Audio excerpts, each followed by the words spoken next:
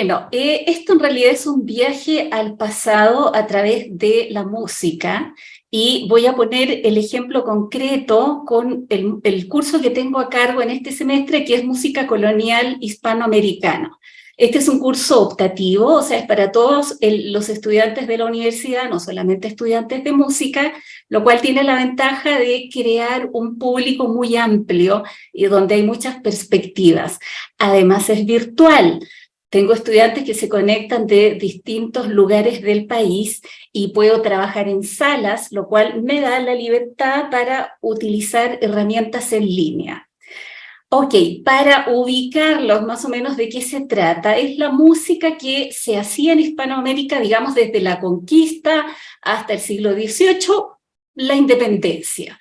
El tema es analizar cómo impactó la música en la consolidación del orden colonial, cómo impactó en la evangelización de los indígenas, también cómo se utilizaba para el esparcimiento, para la creación de identidades y sobre todo el impacto de enfrentar músicas otras, las músicas que hacía gente que uno no había visto nunca en la vida. En cuanto a las fuentes que utilizamos en el curso, podemos ver a la izquierda un manuscrito de la época, muy antiguo. También utilizamos relatos de testigos de la época que se refieren a cómo se hacía música, dónde, quién cantaba, qué se tocaba.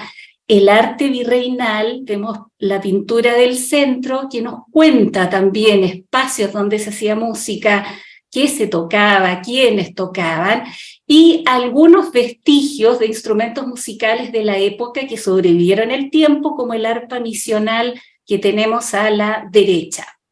Yo no sé, me parece que puse compartir sonido, pero por aquello me avisan a ver si se escucha el ejemplo. Perfecto.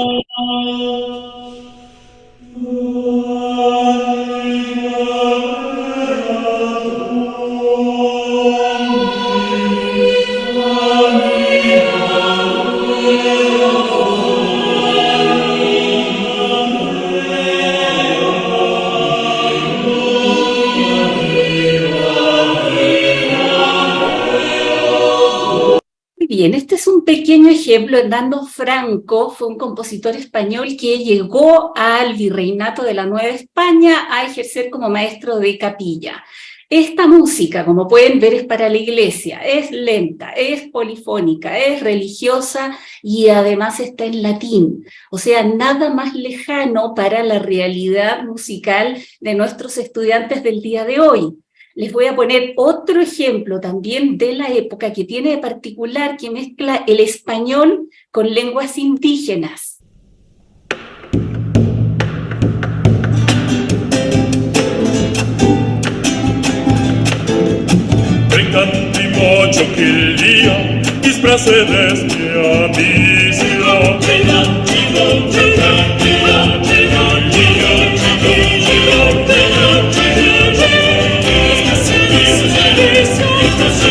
Bueno, estos son dos ejemplos de lo que llamamos música colonial. Y aquí viene el desafío, cómo acercamos al estudiantado a ese contexto y además a ese tipo de música que es tan lejana a lo que hacemos hoy en día, ¿verdad? Entonces, la propuesta que tengo yo es enfocarse en la empatía, o sea, desarrollar esa capacidad de ponerse en el lugar del otro.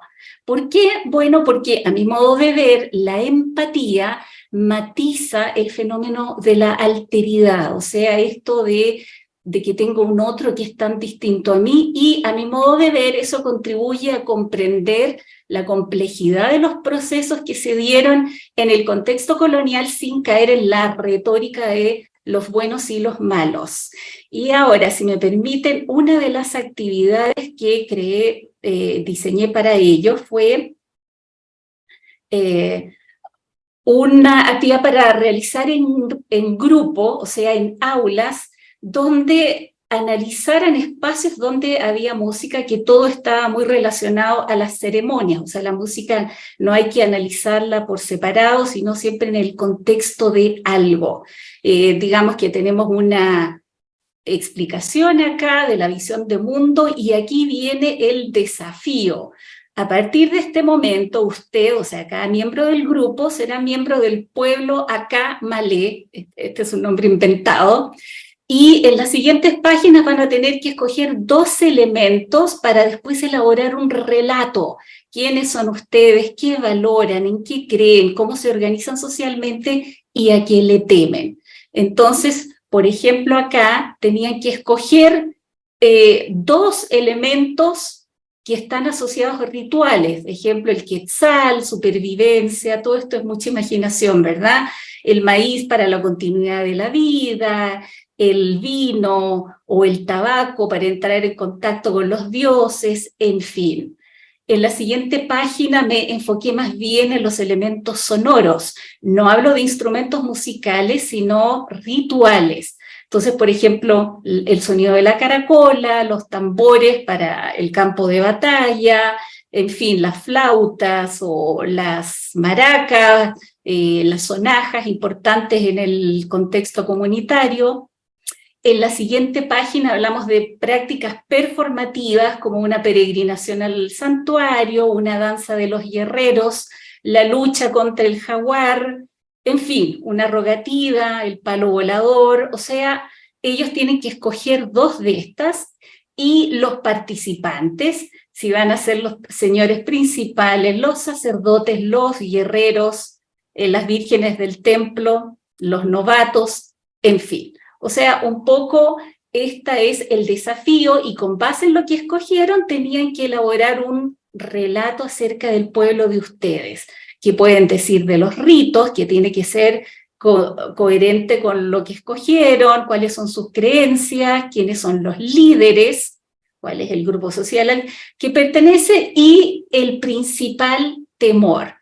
Me gustaría compartir con ustedes lo que me enviaron los estudiantes, los diferentes grupos, que estaba originalmente, vamos a ver, era un segundo, me lo mandaron en Word, y yo lo pasé a Canva, solo que por razones prácticas aquí lo convertí a PowerPoint y se los envió a todos, y les dije, bueno, esto fue lo que ustedes mismos contestaron. Entonces, vemos, por ejemplo, que el primer grupo dijo que para ellos era importante el maíz como materia prima con la que fueron creados, los sacerdotes, el contacto con los dioses, los instrumentos que utilizan, que son importantes para las cosechas, la madre tierra. Aquí vean, al final dice, por otra parte, si no la respetamos puede ser cruel, pasaremos hambrunas, enfermedades, infertilidad, entre otros males. Y dentro de los principales ellos destacaron los guerreros y los sacerdotes. Al final siempre pongo los integrantes del grupo. En el caso del grupo 2, también similar a lo que escogieron, la ingesta de hongos, también consuelo y curación, las conchas, o sea, el sonido de las conchas, también la lucha contra el jaguar, los líderes son los guerreros y los monjes, y el mayor temor del pueblo es que se olviden estos ritos y se conduzca a la pérdida de su dominio sobre la naturaleza y la interrupción del linaje. En el tercer grupo vemos que escogieron el tabaco y también el tema de la naturaleza. Acá, por ejemplo, ellos dicen desequilibrar la naturaleza y enfrentar consecuencias negativas, además de las amenazas naturales. Y por último, el último grupo, como ven, hablan también de ellos, cómo se congregan a hacer prácticas religiosas. Los líderes, dicen ellos que son el consejo de sabios y que los guerreros, y otra vez el mayor miedo es el abandono de su Dios a la tierra y el sentimiento de que las personas queden desprotegidas. O sea, digamos que la intención acá era que fueran capaces de hablar desde un yo y que se involucraran desde el punto de vista de los indígenas. Y ahora la otra cara de la moneda, en otra actividad, esto es distinto, ya ahora se van a poner en el rol hispano-criollo, la capilla catedralicia. O sea, estamos en la catedral donde se realizaba la principal práctica musical en la era colonial, dirigida a un público hispano-criollo. Acá tenemos que estamos en el marco de una iglesia, la importancia de la música para la iglesia, y cómo el desafío esta vez es que ellos van a ser miembros del cabildo catedralicio, que son estos clérigos que están acá, que son los que toman todas las decisiones respecto de la catedral, incluida la música. Toda la práctica musical la regentan ellos. Entonces, por ejemplo, va a tener que decidir controlar a todos los clérigos si están cantando cuando les corresponde, si se están portando bien o son indisciplinados. En el caso de el maestro de capilla, el director musical, lo contrata el cabildo catedralicio, entonces ellos son los que tienen que ver cuáles son las funciones del maestro de capilla, además ver quiénes son los candidatos, porque es un concurso por oposición, y van a ver que cada uno tiene un problema. Por ejemplo, el nombre inventado, Pedro Ramírez es excelente, pero tiene deudas y estuvo en la cárcel. Este otro, que sabe muy bien, pero no quiere enseñarle música a los chiquitos. Entonces, cada uno tiene un pero, y van a tener que, con base en eso, y estas son situaciones reales que enfrentaba el cabildo catedralicio, tomar la decisión, a quién escogemos. Después con el organista, ok, se lo contrata, pero por favor amonéstelo porque está tocando de una manera muy ruda y lastima a los órganos. Así está escrito en aquella época. En este caso hay una denuncia de que el organista está tocando melodías populares en la iglesia, entonces el cabildo, usted decida si merece amonestación o no. Acá usted va a tener un presupuesto de 1.000 pesos, contrate a los cantantes, y otra vez cada uno va a tener un pro y un contra. Entonces el grupo tiene que escoger a cuántos contrata con base en el presupuesto y con qué criterios. Después, en el caso de los instrumentistas, lo mismo, vamos a encontrar todo tipo. Por ejemplo, este que es fagotista, pero está todo el tiempo pidiendo aumentos. Este otro es violinista, y también él dice que necesita aumento porque toca otros instrumentos. Este es flautista, pero es pendenciero y llega borracho. O sea, nos quedan ya 2 minutos. Sí, gracias, ya estoy casi terminando. Es simplemente el ejercicio de lo que se encontraban las personas en aquella época, y con base en eso ellos toman la decisión.